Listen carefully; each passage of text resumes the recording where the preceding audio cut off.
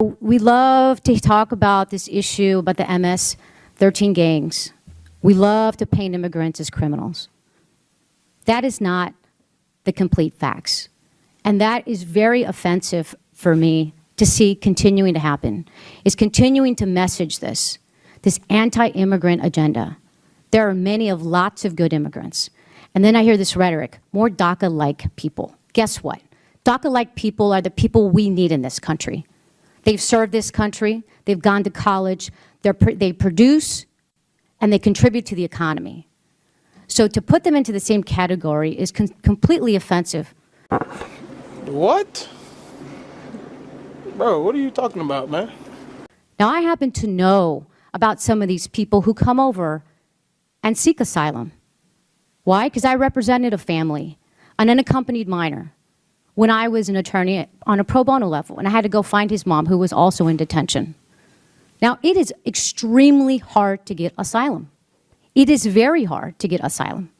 The standard is very hard, and it's very high. Now, I had unlimited resources at a big law firm. I could hire experts. And even then, I couldn't get asylum. Was it a fraud? No.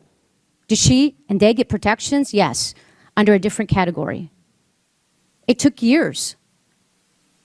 But there are people who come to this country because they're fleeing the violence. Quiet, please.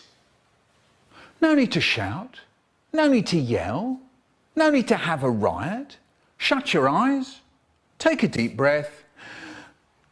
Oh, you've gone all quiet.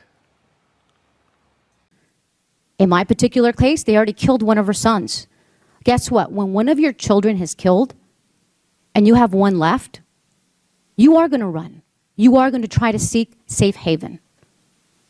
And so it makes me sick to my stomach to keep hearing over and over again, painting the broad stroke and the picture as though these are folks who are coming here to do harm. And so, you know, it's just unbelievable to me how this rhetoric continues, and to see it continue in a campaign season just gets even worse and worse. And just because you don't get asylum doesn't mean that it's a fraud. And I think that's something that's just so important for me to state. Now, I want to move on to the issue of family separation. According to the New York Times, more than 700 children had to be taken from adults claiming to be their parents since October, including more than 100 children under the age of 4.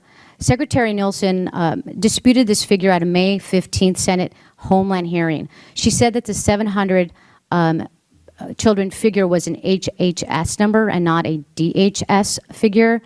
Does anybody on this panel know what the DHS figure is?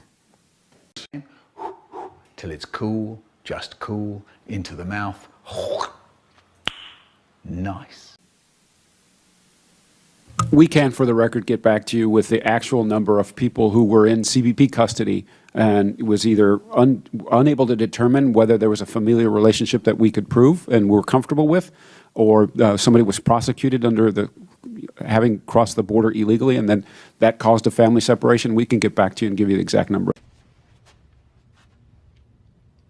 No, God!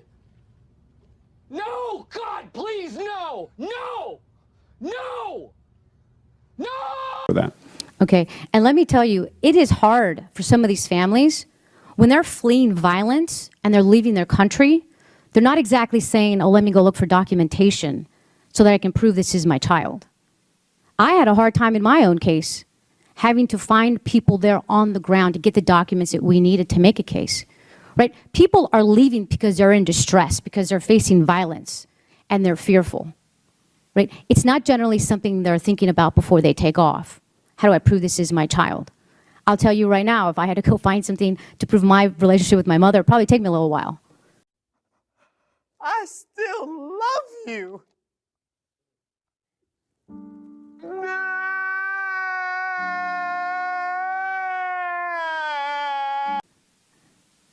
So I understand how difficult this is. Can you tell me how we are counting and tracking children that are separated from children? So everybody that's taken into custody, it goes through the sort of a booking procedure, right? We get the biographical information, and so all of that is in the documentation systems at CBP. So that's how we try to establish whether they're related or not using those documents. That all becomes part of their record, because as they come in, that part of that processing is referring them for a removal hearing. Hi. Okay. Great, thank you. I yield back. Can I respond to the speech that was made? Absolutely. First of all, no one on this panel is anti-immigrant. We're law enforcement officers who enforce the law that you all enacted.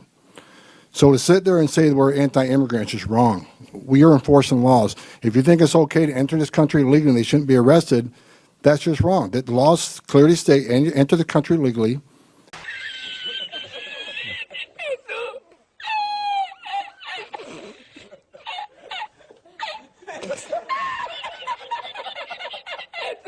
It's a crime. And no one's up here saying all illegal aliens are criminals. A certain percentage of them are criminals. They commit yet another offense after they're here.